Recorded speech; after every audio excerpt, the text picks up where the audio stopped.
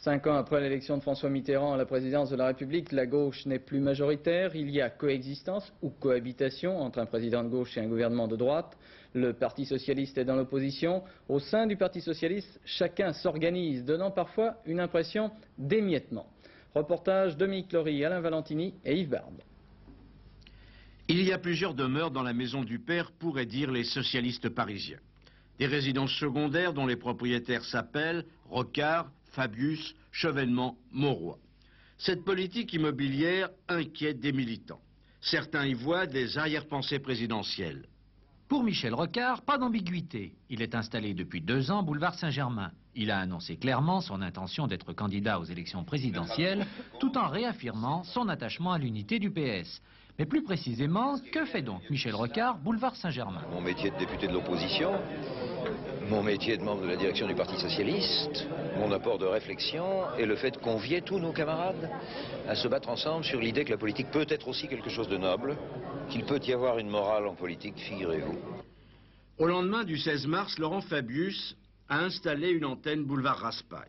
Des bureaux prêtés par la République à tous ses anciens premiers ministres. Explication insuffisante pour certains militants qui s'interrogent. Laurent Fabius lance-t-il un courant pour partir à la conquête du pays? Non. D'ailleurs, ma position est tout à fait claire.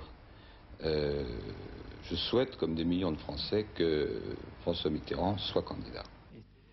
Avenue Poincaré, Jean-Pierre Chevènement, l'ancien leader du CRS, l'aile gauche du Parti socialiste, peaufine sa nouvelle stratégie centriste qu'il a baptisée Socialisme et République.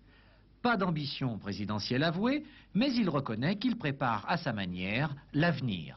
Le club que j'ai créé, République moderne, n'a pas d'autre but que de définir les perspectives d'une France forte, libre, indépendante, juste, démocratique, pour les 10-15 années qui viennent.